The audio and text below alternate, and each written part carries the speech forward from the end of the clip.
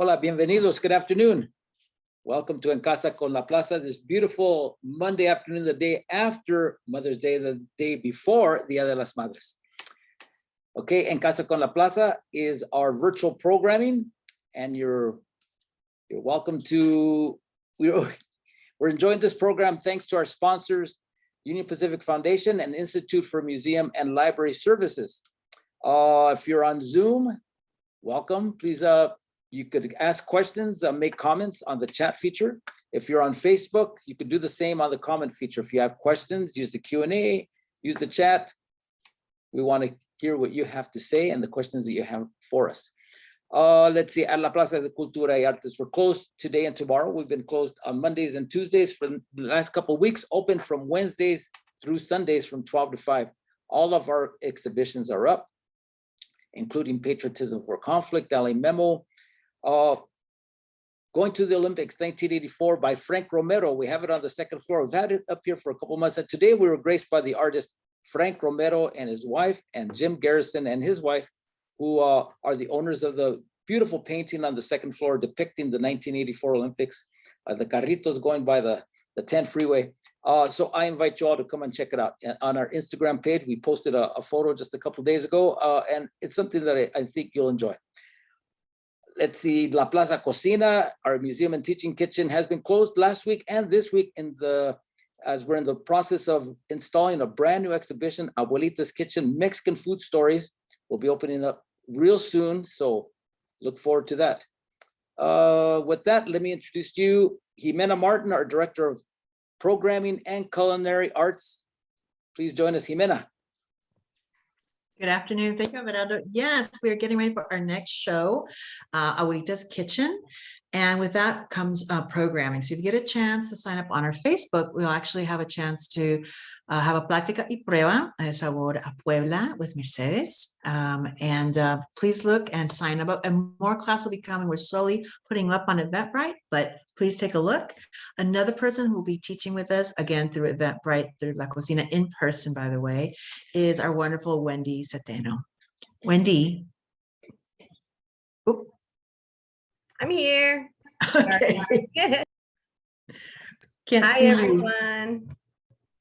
Good to see everyone. Good to be here. Good to be back. Good to see you. Yes. Mother's Day yesterday, and then tomorrow is Dia de las Madres. Yeah. So in between here, Wendy's been great. We have a new recipe for us today, Sopitos ColimensesMakes, which I had to look up. I didn't know what they were. I'm so excited, and they look delicious. Oh, they are. Yeah. You know, this is one of our, I decided to share this recipe with y'all today because it's a very festive recipe. At least in my family, we make it only on special occasions. So I'm going to share with y'all what we're about to do today. So first of all, Feliz Dia de las Madres. Para mañana, we get to celebrate twice, you know, as Chicanas, right, Jimena? Absolutely. We did yesterday, and we're going to do tomorrow too. But if you want to make something cool for your mom, I really do suggest you make this. My mom's actually making them right now. After this class, I'm going to head over to my mom's house, and I'm going to take my batch. She's going to have her batch, and we're going to eat. So Sopitos Colimenses. I'm from Colima, Mexico, and we have, just like every region in Mexico, right? Our food is very, very regional, very specific. Sure, we all have tacos. Sure, we all have salsa and all that kind of stuff throughout Mexico, but it's all very different, right? So La Cocina de Colima has very specific dishes that are only made in Colima. So we do pozole seco. So we don't add a lot of water to it. So it's more like it's not soupy, right? And we do it white también. So we do pozole blanco. That's what Colima is mostly known for. But also sopitos, which are not sopes. You know, sopes are like the doughy ones, right? Están gorditos, and you put the meat y toda la cosa, the frijoles. Not sopes. We're going to make sopitos, which are kind of like tiny little tostadas. With your choice of protein, and you know, we're gonna add all this fresh stuff on top of it. You know, a lot of times there's like a misconception that Mexican food is unhealthy. But if a lot of our original recipes or recipes that we have adapted throughout the thousands of years that we've been developing our cuisine, a lot of them do star or feature a lot of fresh veggies, raw stuff, you know, like, so like if we look at pozole or menudo, you know, we've always got like, you know, raw onion there. We've got all of the spices that go into the cheese, lettuce. So a lot of it is really packed with a lot of good stuff, and that's what we try to focus on. You know, with Guayaba Kitchen is really highlighting that, like those original recipes. Let's keep it sustainable. Let's keep it accessible. So this is all ingredients that I purchased right down the street from my house, down to like the organic cabbage. I'm gonna be making them with beef today. I know we've been focusing on plant-based, but since I'm gonna make these for my mom, I'm going to make what she likes, and she likes them, you know, traditionally they're made with carne molida, and she actually buys like the trozos de carne, you know, muele. I'm not trying to do all that. I bought some organic ground bison, again, right down the street. And so we're going to make them with some bison meat and grind them up. I like to use bison because it's lower in fat, you know, so if you're trying to watch like your cholesterol intake or even like your blood sugars, you always want to go with a animal protein that is, you know, organic and grass-fed, de buena calidad, because we're going to be consuming it. We want to make sure that it's good quality. So we've got the beef. So Wendy, sorry, real quick, where did you pick up your bison? I don't work for the company, but I picked it up at Vaughn's. Really? Yeah. Oh, that's great. Yeah, Vaughn's, at least the one here. I'm in Silmar. I'm in the San Fernando Valley. If y'all don't know me, I'm with Guayaba Kitchen. I am a chef in the San Fernando Valley, and I really like to, you know, buy all my stuff locally. Pa que ir hasta, you know, somewhere else. So Vaughn's here in my hood, they carry ground bison meat. But also Vallarta, I live right down the street from Vallarta. They have organic grass-fed ground beef. So it's all about looking around. You see, and if they don't have it at your store, you got to ask for it, ¿verdad? Para que sepan that there's a need. So I've got some water. But any other questions before we get started? We're going to dive into it, y'all. Dive in. Okay. It's all you. So I've got some water going back here. You know, well, do you want me to put up the recipe on the chat? So if anybody wants to look at it? Or does anybody need that? Or do we have it already, Jimena? I'm not sure. It's been such a while since we programmed you out. So if you can pop it in there, that'd be amazing. I can do that. That way y'all can kind of follow me when I'm making it. Y nos podemos seguir. So I'm gonna post it in the chat. And again, like this recipe is gonna give you like 3 dozen. If you don't want to make that many, or if you want to make more, it's all about either, you know, multiplying it, the recipe, or dividing it in half if you want to make less. Y luego también you can mess around with it and kind of add whatever you like to it. So Wendy, let me add it here. Once you pump it in, I got a question for you. Our friend Pastor Herrera is asking, do you make the Sopitos for Guayaba Kitchen? Like if you do catering and stuff like that, or this is just special family opportunities? I make it on a special request for my catering menu, and I have made them for like private pop-ups that I do, and I make them vegan. But I don't carry them in my catering menu, but they're available on special requests for sure. Yeah. Thank you for that question. All right, we're gonna get started, y'all. Let's do it. I've got my water going back here. All the measurements are in the chat, but I have about 1.5 liters of water. So I'm gonna start building the sauce. The main ingredients are gonna be our little tortilla with our ground meat that we're going to simmer in the sauce that we're gonna make. So into my sauce, I'm gonna add chiles guajillos. All I did was wash them and take the stems off. I didn't even take the seeds out. They're going into my water that is already boiling.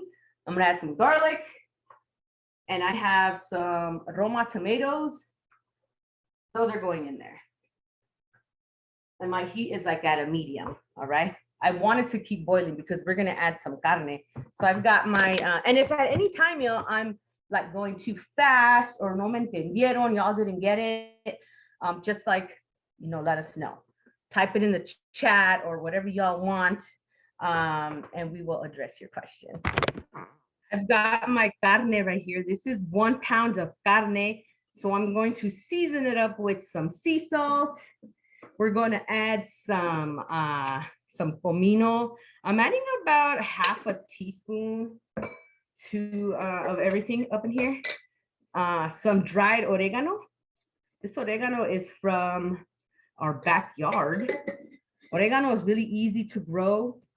You could just throw it into a container, and it'll take off. Trim the bush, let it dry out, and then you've got dried oregano. We're gonna add a little bit of garlic powder because garlic makes everything taste better. Some freshly cracked black pepper is going in here. So this is just to season the meatballs. And this is the way that we make them in my family. Pues ya cada quien los hace poquito diferente, right? I don't even think my mom adds garlic powder to them, but I like the extra garlic flavor. And I'm wearing gloves because it's just easier not to cross-contaminate, right? I'll just take these off when I'm done. So I just want to mix in everything really well. Y vamos a hacer bolitas.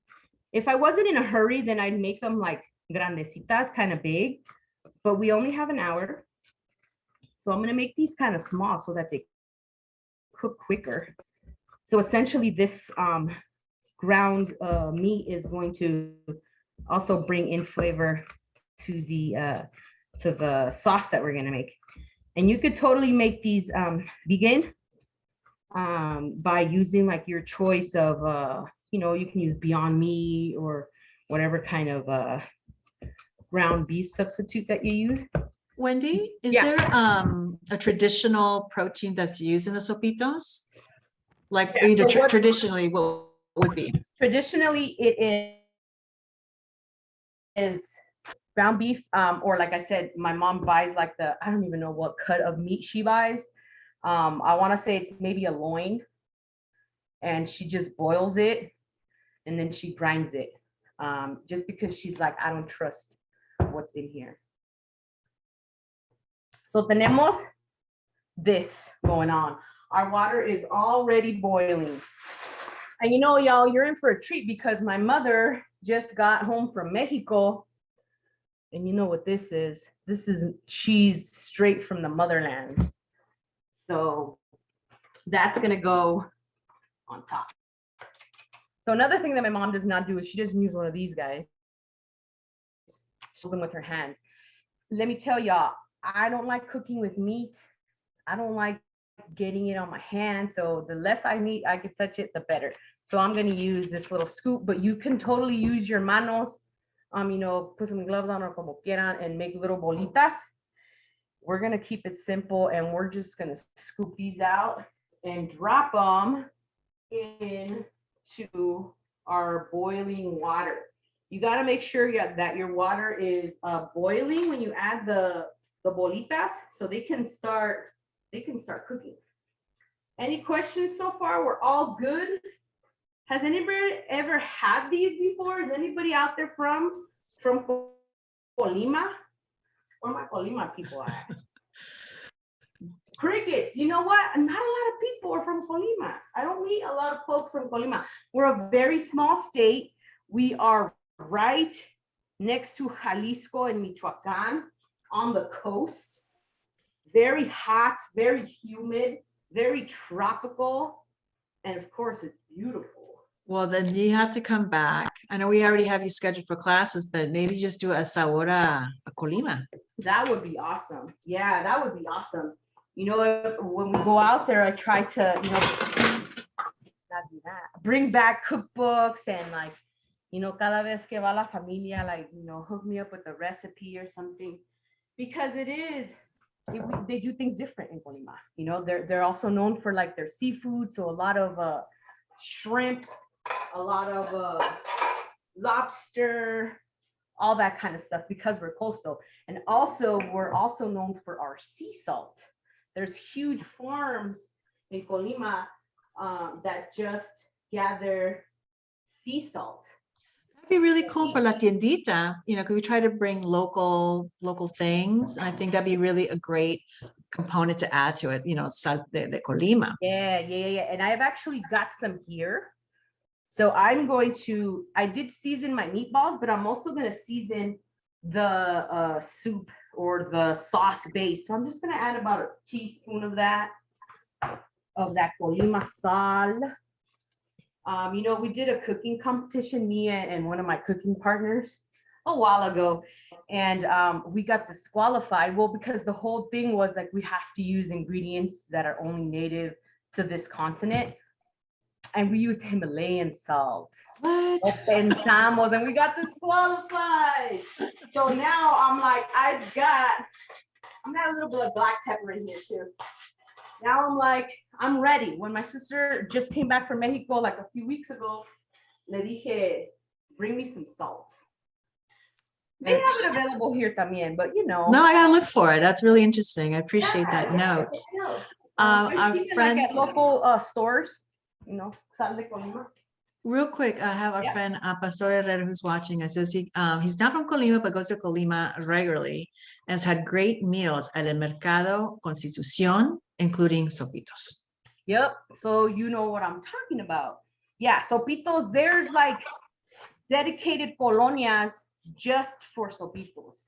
And I don't know if this is the same in other parts of Mexico, but we have like in Colima, we have cenadurias.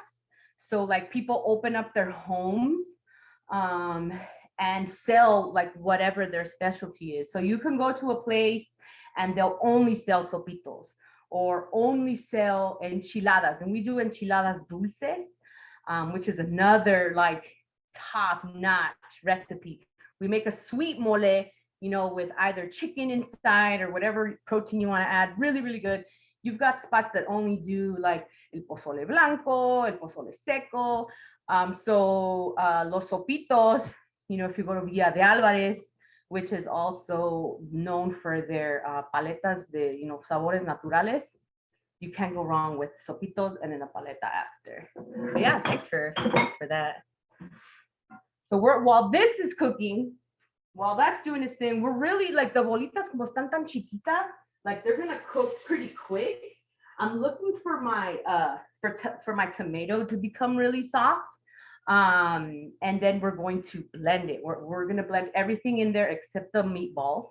And I already have my aceite here going on really, really super low, just so that it's warm. And then when we're gonna get ready to fry our little tortillas, le voy a subir. And there's about a ½ inch of oil in here. So it's not too much oil. So what I did is on my pan, I just put my finger and I filled it up to like about halfway of that first line. That's usually 1 inch, so about halfway. And that's how much oil is going on up in there. Wendy, we got a quick question here about Rosibel Guzman is asking, what is the name of the paleta place again, please? Villa de Álvarez. Here we go, Villa de Álvarez in Colima.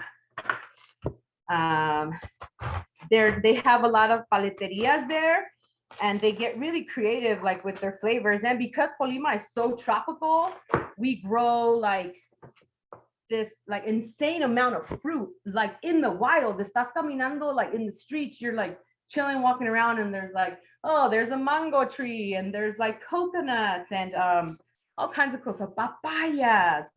So that really influences you know, my taste buds and my menu when it comes to just utilizing what we have. Yeah, but thanks for that question. Villa de Álvarez, check it out. So aquí tengo mi repollo. I just cut it in half. Now you want to use repollo some people use lechuga, but I find that when we put the sauce on them, the lechuga gets soggy. So anytime I'm going to be using like something hot, I always like to use repollo, porque como que tiene más, it has a little bit more life to it. And you know, repollo is also good for you. I have a mandolin, y'all. If y'all are like thinking, what can I add to my kitchen to like really make things easier for me and really like kind of step it up as far as like presentation, get yourself a mandolin, because you can slice so many things. This isn't an infomercial, y'all. This is like a highly suggested.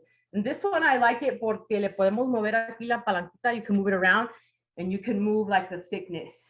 But there's also ones that like you switch out the blades, you can saber que la cosa. So I'm gonna use my mandolin to cut this up really nice. So I have a pet peeve, y'all. If you're gonna be using lechuga or repollo, make sure that it's cut really thinly, very finely, because it looks beautiful and it's also just like really light and crunchy, right? So the mandolin will help you achieve that. Here we go. So this is just, where did I even get this? I don't even know where I got this monster, but maybe like at a restaurant supply, no recuerdo. You can pick one up like at Target or Big Lots is a really good place. So aquí tienen mi mandolin, okay?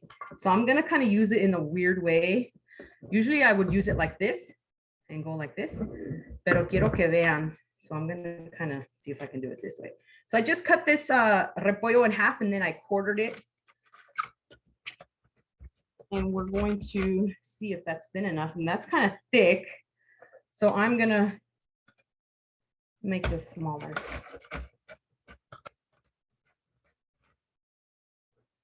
Oh yeah, that looks nice. You know, just like no one wants to bite into like a big chunk. You ended up spitting it out anyways. No, you don't want a big, I mean, you're not eating a wedge salad, y'all. You know what I mean? We're eating something really nice, very delicate. So let's get ourselves a mandolin. You can also find one like at the swamp meet. And this, like, you could really slice up anything in here. Mushrooms, cebollas, tomatoes, and see how nice and like uniform it is and light. You know what I mean? This is gonna be like a nice little garnish that's gonna go on top. So I have my bowl here para dar una enjuagadita. And cabbage is just so delicious. I don't know about y'all, but I love cabbage. I like to saute it with like garlic and onion and jalapenos and like have it for breakfast with like a side of frijoles and like a tortilla or something, you know? Really good. Y ahorita están in season, so it's the cheapest time to buy them. You can do all kinds of cool stuff with it. And it lasts forever in the refrigerator. They sure do. If you wrap them in a napkin, like a damp towel, you know, and just leave them in your fridge, you'll have one in there forever. Okay, I think that's enough cabbage.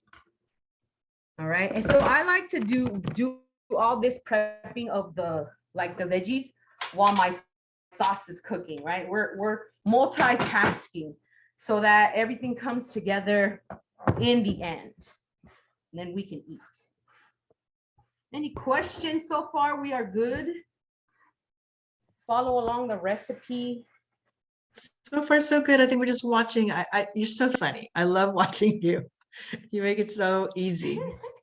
It's easy, y'all. You know, I did this the same thing, but with my family, because I'm telling y'all, this is like a family recipe. And so they're like, oh, Wendy, you're going to be like the señora that's going to cook all of our foods, all the tia, because nobody knows how to make it. So they're like, let's just get together and make some sopitos. So we did it. That was really special, you know, getting together with like my cousins and my sisters and like us just making them online. And this was like during COVID times, you know, but like I said, this is a special occasion recipe. So it's perfect for Mother's Day. Aquí tengo mi repollo, mira, bien finito, really nice.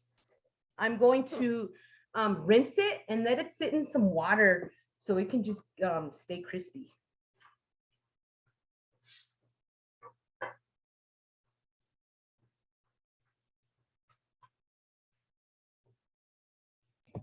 And ideally, what you want to do is after you give your repollo a rinse, I left some water in there.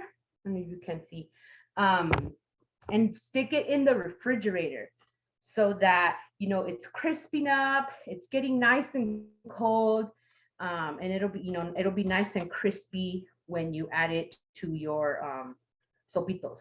So I'm just going to stick this into the fridge.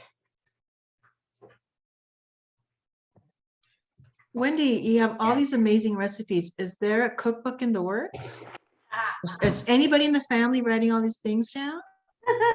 They're not writing them down, but I'm writing them down for them. I haven't started working on a cookbook for everybody, but I have started compiling recipes like these for my family. Because we're the next generation, like my parents are getting old, my tias are getting old. I just got together with my primas for Easter, and they're like, we have to continue the tradition of like getting together and like eating at somebody's house and doing all that. So a lot of these recipes I'm writing them down for us, and then eventually for sure gonna share them with people. But like this is one of the ones that are just like near and dear. So hopefully people make these at home. This is just the way that like we make them in my family, and it just brings, and this is my favorite food, FYI. I can eat this every day, all day, so good. And I think more than anything is because they're very nostalgic. My family is very tight knit. My mom and her sister are like best friends. So we grew up like them two, like always getting together and cooking. My mom is an amazing cook, and just making sopitos. And my tia passed away from cancer, sadly. She was like my second mom, and who inspired Guayaba Kitchen. She made the best sopitos. Like nobody can make them like her, even though it's like the same ingredients, but you know how it is when you remake a recipe, no matter what you do, the original person who makes them ellos tienen el toque, you know what I mean? So she inspired me, and so I am sharing this recipe with y'all con mucho corazón, de veras que sí. And that's what food is all about, you know what I mean? It's not about like gatekeeping it. It's about really sharing so that we can all like partake in the experience. Questions, comments, concerns? Yes, as you say, you're muted. Hang on, what's going on? Here we go. Sorry. All right, we have here Pastor Herrera again.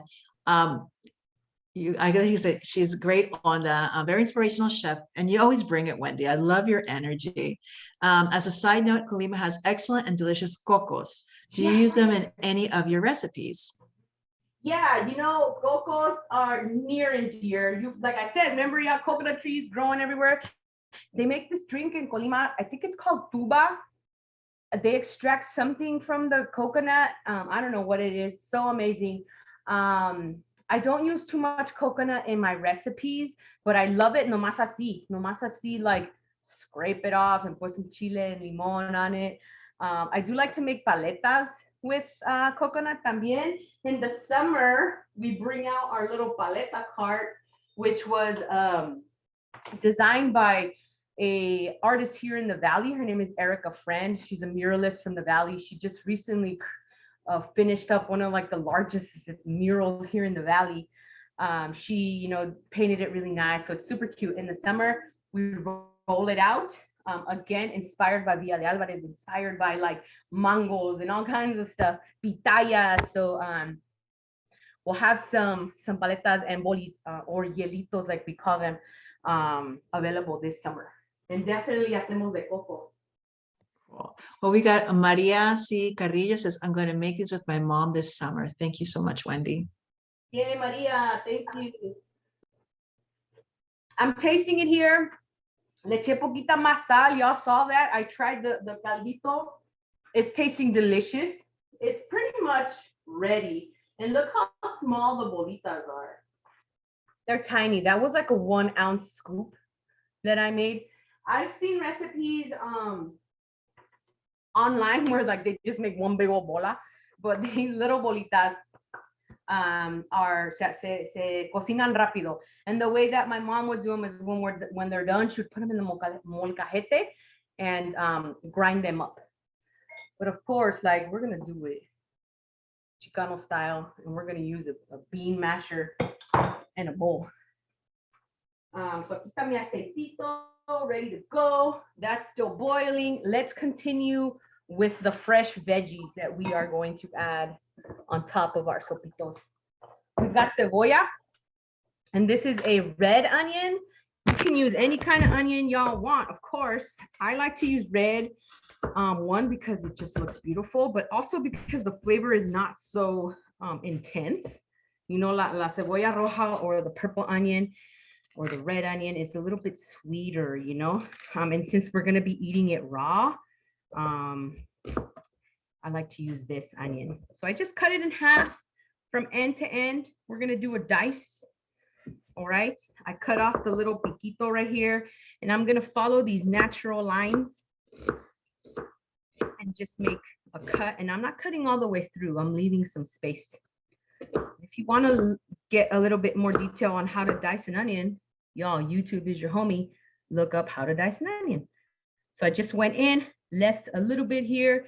Now I'm switching my knife to the side, and I'm gonna cut into it just like that. And then I'm gonna come to cut down. Now I have this really nice dice. See that? Very nice. I'm gonna add it here to my little cazuelita.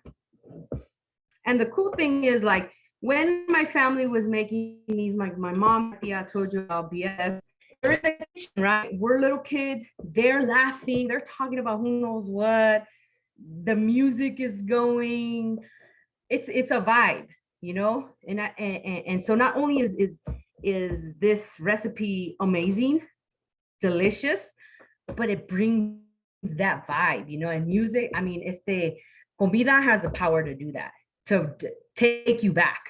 We've got rábanos. Les voy a cortar la colita. So every time I make this, I just remember, you know, I miss my tia. She passed away in 2009.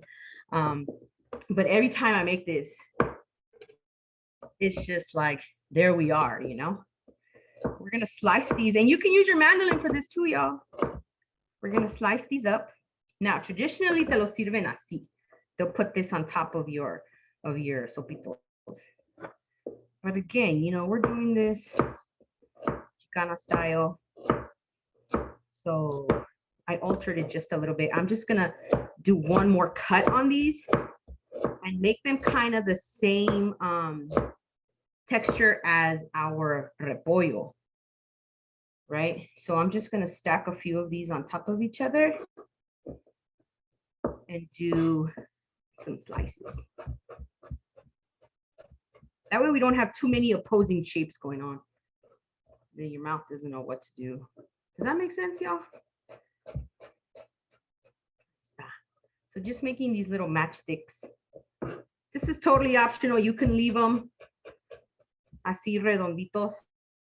That's the way it's done traditionally.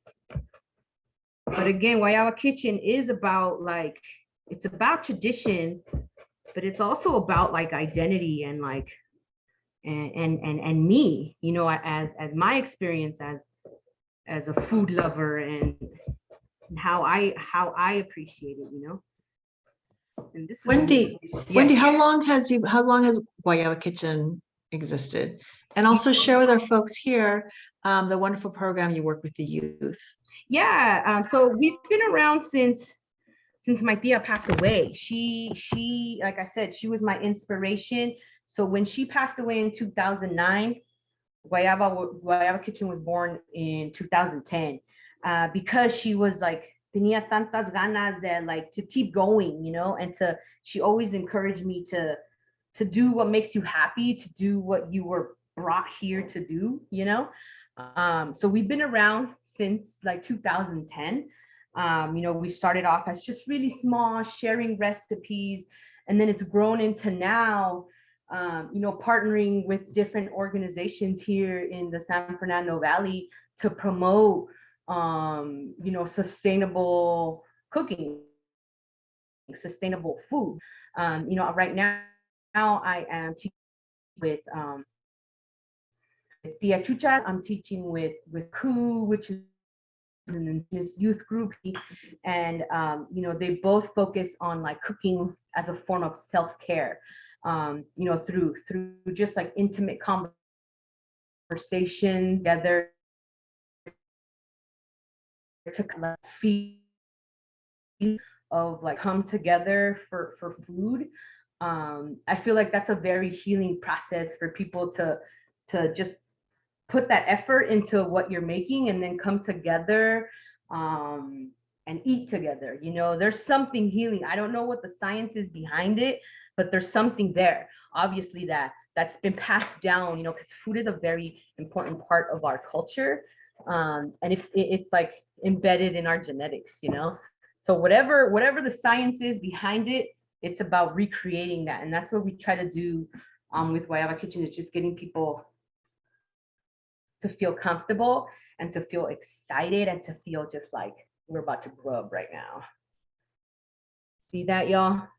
We've got the rabanos and we've got the cebolla right there. That's gonna go on top. I'm just kind of now just prepping all of my ingredients so that we have an assembly line and we're ready to get it going. So I'm going to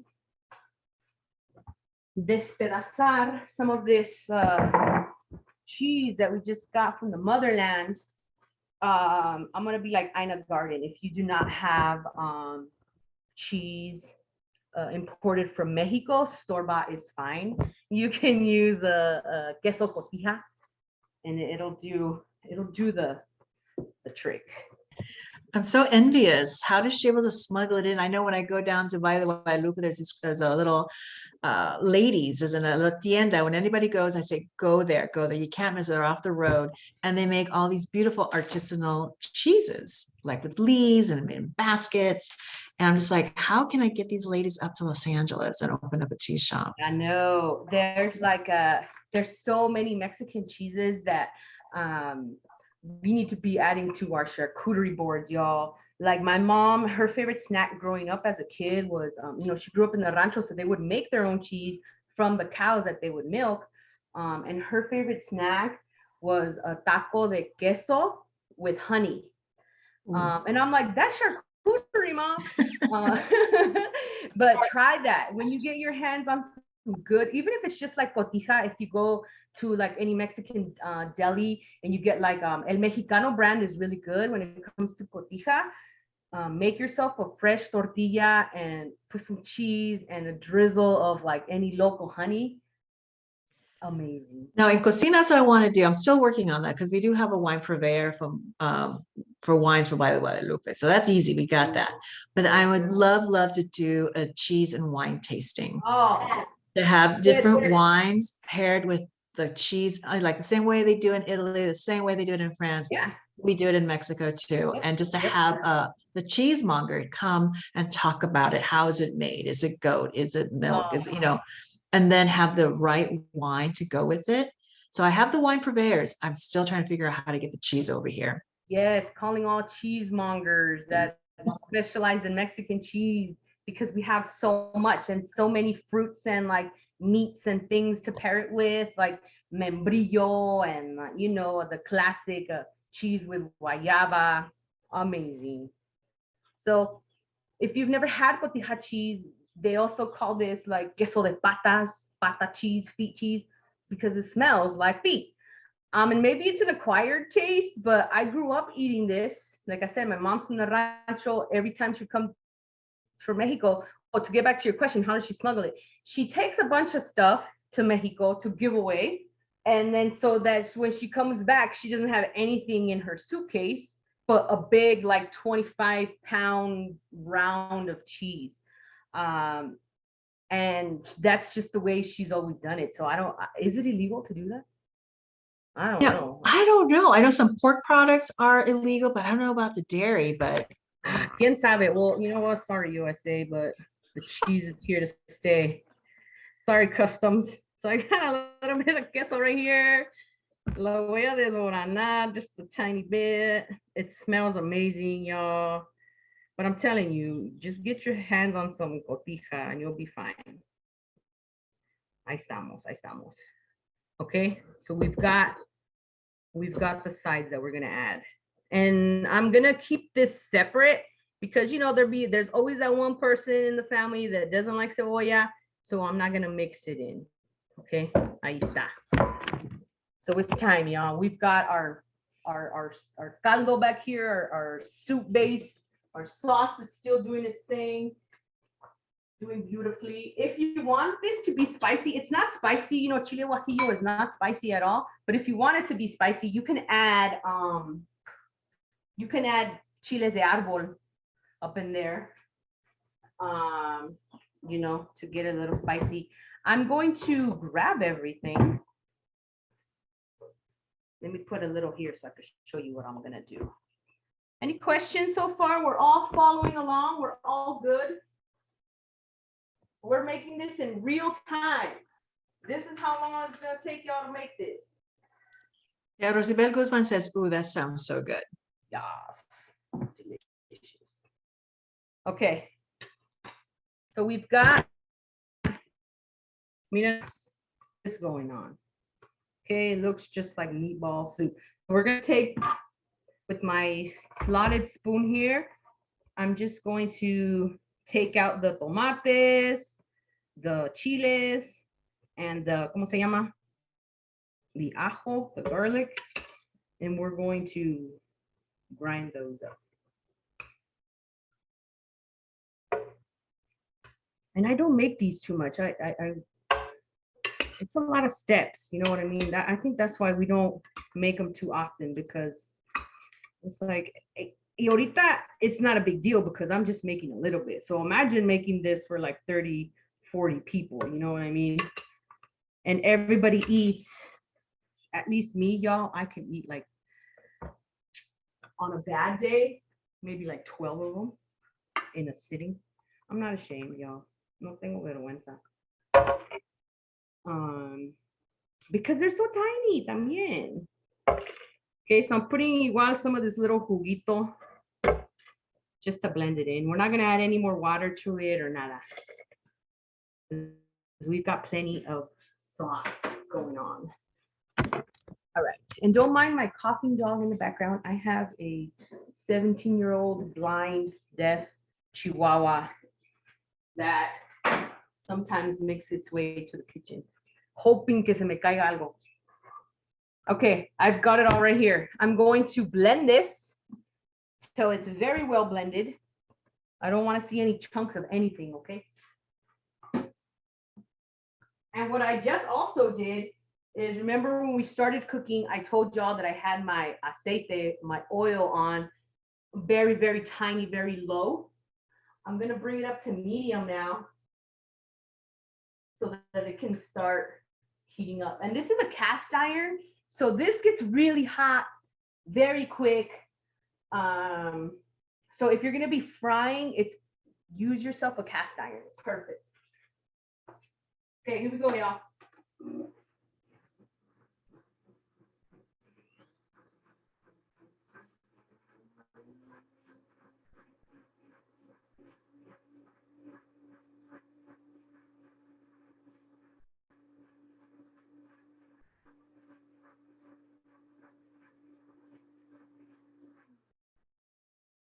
So when I was, testing this recipe to write it down, because again, nobody has this written down. It's always like, pues échale poquito de esto, and that's how we cook, que échale poquito comino, que échale ahí tú lo que quieras.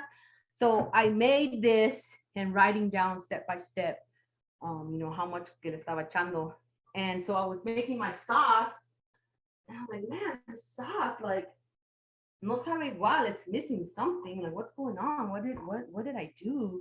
Looking through my notes, I couldn't figure it out. Turns out I forgot to do this step of I didn't even add the chiles or anything. So I just had the meat swimming around in here con agua, and I didn't add, you know, the tomato. I didn't add the chile, so no estaba bueno. But let me show you now what the sauce looks like once we added that stuff that we blended. So you see, it was more of a clear broth, but now it's a nice color, deep color with the chile guajillo that's in here. Again, you want it spicy, you can add a little bit. You can add like a chile de árbol seco up in here. Me voy a probar de sal. Está perfecto. Questions? We're all good. I'm gonna take this back so that it keeps simmering, keeps developing while we fry our tortillas. Look how cute this is, y'all. The Golden Girls. Was that gifted for Mother's Day? Where'd you find that? It was gifted not for Mother's Day, but yes, my partner me lo dio. Because I'm a big Golden Girl fan. I'm a Golden Girl. So they went to, I think last year they got it at San Diego Comic-Con y me lo trajeron. Ah, buen regalo, buen regalo. But last year for Mother's Day, sí me regalaron el box set de los Golden Girls. That's awesome. That's a great gift.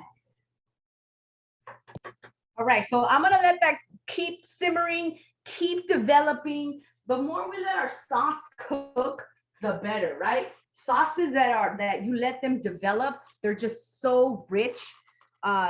And so, you know, France is known for like its mother sauces, you know, bechamel, que la cosa, but our cuisine too, y'all, has so many mother sauces that are like the foundation of so many recipes that are like, it's a technique.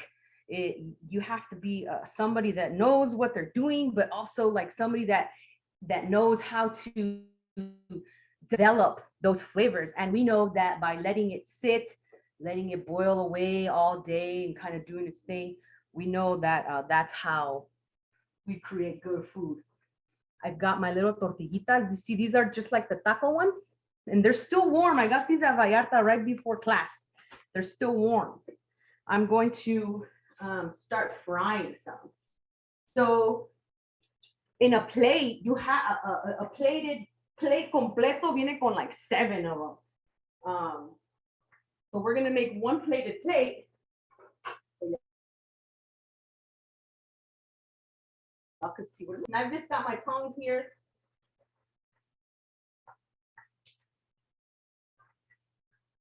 Again, my sauce is going. I'm gonna bring y'all over here. Move it, Lemmy.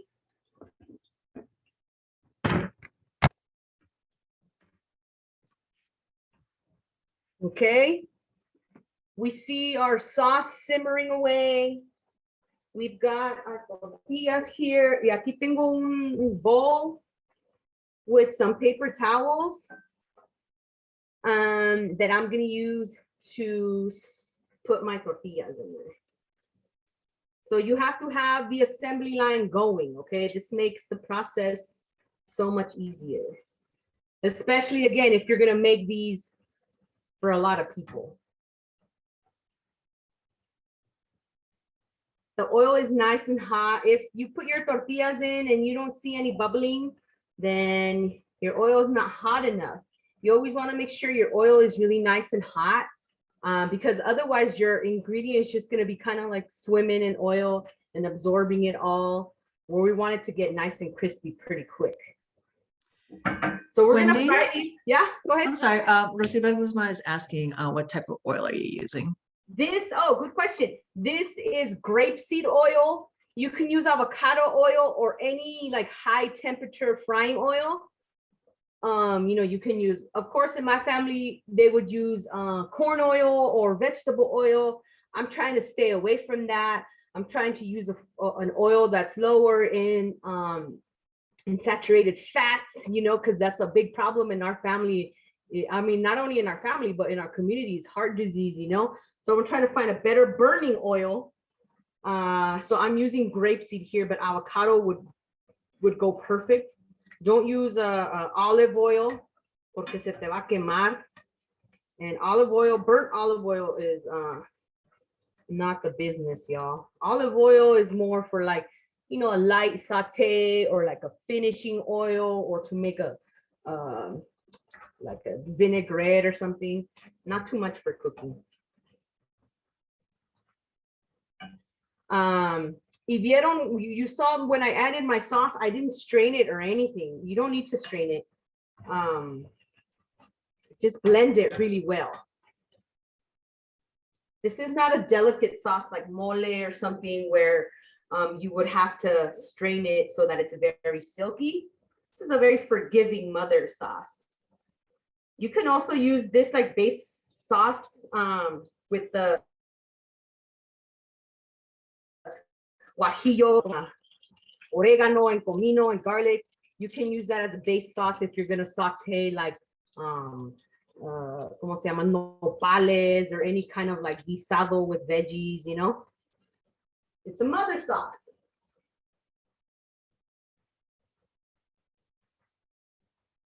Looking good, y'all. So this aceite, you know, this will, we can, como se llama, fry a good amount of these. And if you don't want to fry them, y'all, throw them in the air fryer. You can also do like in the cookbook, the colonizer diet, when they make tostadas, they put them in the oven. This was before the como se llama, air fryer frenzy, but this will work in an air fryer too. If you spray them a little bit, your tortillas, spray them with a little bit of avocado oil, just stick them in the air fryer, también se puede. But we're doing traditional today, y'all. We're doing it the way my tias made it, the way my mom makes them. Because it's Mother's Day, y'all. Una vez al año, no hace daño.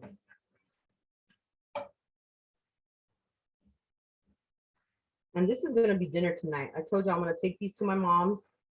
You know, she just got back from Mexico. So like my other tia's here. She came to visit her to get the lowdown on how everybody's doing. So she's got sopitos going on and enchiladas dulces. Usually it's a combo. You make the sopitos and then the enchiladas dulces. And if you haven't had enchiladas dulces, if you're a fan of like sweet and savory, you're gonna love enchiladas dulces because the mole, it has like animal crackers. My mom adds you know, a little bit of cane sugar to it. I like to add a little bit of agave to it. Really good. For those, You know, the sweet and savory. During the pandemic, I was cooking on a book from Veracruz, and it was sweet plantains. Yeah. And the sauce was a tomatillo sauce. Yes. So you have that savory of the tomatillos, and then you have the sweetness of the sweet plantains and an enchiladas. They were delicious. Oh, wow. That sounds amazing. Yeah. So it must be a thing like that, like enchiladas dulces, you know? I'm sure everybody has some kind of version of it, but I know a lot of people are not too familiar with the ones from Colima. You know, you make a little picadillo, really good. Okay, so ahí están las tortillas. Nice and toasty. I'm gonna bring you back over here, y'all. We're gonna start assembling these. So, all right, so just pretend this is a molcajete, okay? No me regañen for the purists. I'm gonna take some of these little bolitas and turn it down because I still want it to be hot. So I got my bolitas here. I'm just gonna give them a nice little mash. Y porque we made them so small, like they're fully cooked. And remember, we season these too, the bolitas. It's all about like layering your seasoning in there. Don't just layer it on top at the end. Put it at the end, you gotta layer it poquito a poquito. We put oregano in here, we put a little bit of cumin, some sea salt, some black pepper. Okay, ahí está. Here we go, y'all. Let's get the assembly line going. Ay, dejo agarrar mi repollo, ya se me estaba olvidando. My repollo that's chilling in the fridge. Okay, let me take the water out. And again, I like to keep it in the fridge so it can get nice and crispy with that added water on it. Before we plate them up, here, let me show you how this is looking. Okay, repollo, we've got the carne, rabanos, cebolla, and the cheese. And before we do that, let's try it to make sure que está bueno de sal y de todo. It's good. Perfect. Okay. Showtime, y'all. Aquí tengo mi plato. And you got to use a pretty nice wide plate. Let's do this. No, I'm going to plate it like y'all are here. Los invité a comer. You're going to get a full plate. The way we do it. Okay. We're going to start with a little bit of carne. Not too much. This is a very budget-friendly recipe too, y'all, because no llevan mucha carne. Right? And this is also you have to, with the big party, you have to be that has to plate these. Because, people be putting too much carne. Ya se te acabó. All right. So we've got that. Next, we're going to come in with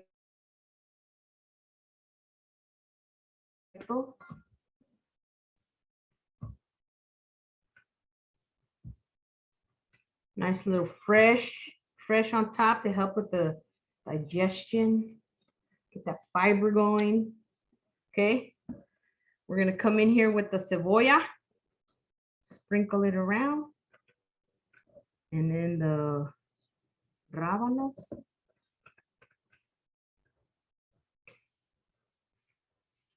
All right, let me see. Let me grab a bowl, y'all. I'm gonna come over here and just spoon up some of this sauce. Okay. Sauce is going in. Look at that. And I like them extra saucy, so I'm gonna add a little bit more. I'm drooling, y'all. I was going to say too, those look delicious. I can't wait till you put the cheese on top. Yes, and then to top it all off, if it isn't already amazing, we're gonna do this. Okay, we're gonna do that, and then you thought we were done, but we are going to add some. Very traditional, but I prefer tapatio. Gonna add this. And my mom likes to serve them with just a little rábano on top, just for little crunch at the end right there. And those are sopitos from Colima.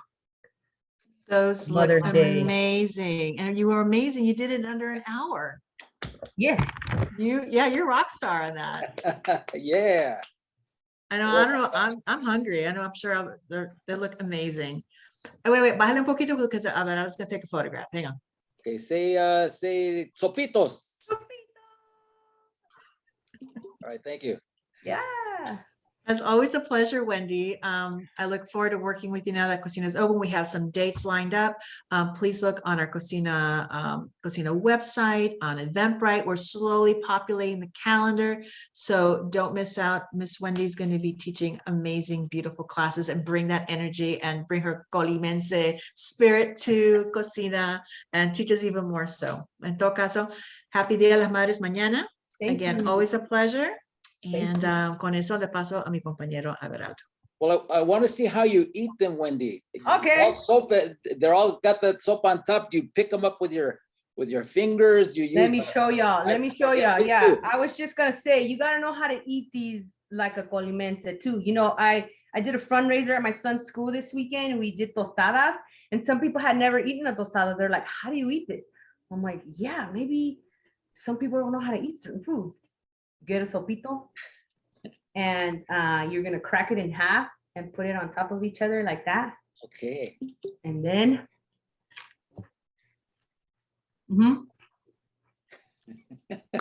I learn something new every day. Yeah, Thank me you. too. Oh, thank you so much. Woo. You gotta bring those over to La Plaza Cocina, because I'm cuando gonna quieran, be first in ya line. saben. All right. Thank you so much, y'all. Happy Mother's Day to everyone. Happy Mother's Day, Jimena. Nos vemos al rato. A Okay. ti, mujer. Gracias. All Bye. right. Well, Rosibel, she's doing the little hand clap here on Zoom, mouth watering. And yes, makes sense. Yeah, you break them in half. You gotta break it, and then, because otherwise it's just gonna fall all over the place.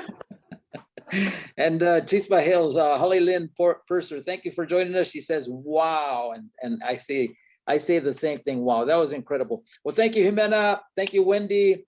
En Casa con la Plaza Cocina ends on a delicious note today. Can't wait to try those out. Thanks to all of you that joined us today on En Casa con la Plaza Cocina. As you know, La Plaza Cocina is closed this next week. We're opening up soon with a brand new exhibit, Abuelita's Kitchen, Mexican Food Stories. And you'll hear all about it in this coming week. We'll be posting it on our Facebook, Instagram, all over social media, letting you know when it opens. Let's see, thanks to our sponsors, Union Pacific Foundation, Institute of Museum and Library Services. If you didn't catch this entire episode or you want to see it again, the recipe is posted. We'll include the recipe when we post it on YouTube, on our YouTube page at La Plaza LA, on our Facebook page at La Plaza LA, and also on our website, lapca.org. Con eso, muy buenas tardes a todos. We'll see you real soon. This Wednesday coming up, we have an En Casa with Rhythm Tribe. It's a band out of the San Fernando Valley. It's a family band. The father in his 60s, the kids in their 20s and 30s, playing what they call Latin acid. So that sounds exciting. I can't wait to listen to their story and to listen to their music as well. And then on Friday, we have the return of Dan Guerrero. He's been gone 3 weeks. My God, I miss that man.